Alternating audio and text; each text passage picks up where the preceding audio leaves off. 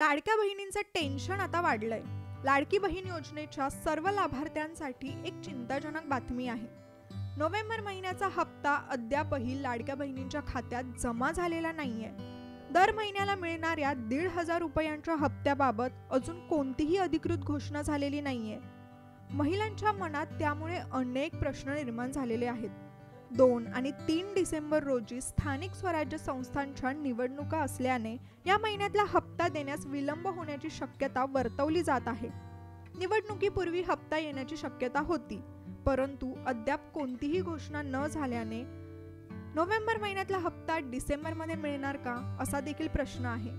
नोव्हेंबरचा हप्ता डिसेंबरमध्ये येईल अशी चर्चा तर आहे, पण जर डिसेंबरमध्ये पैसे आले तर 2 महिन्यांचे 3,000 रुपये एकत्र मिळतील का, याची उत्सुकता देखील आहे.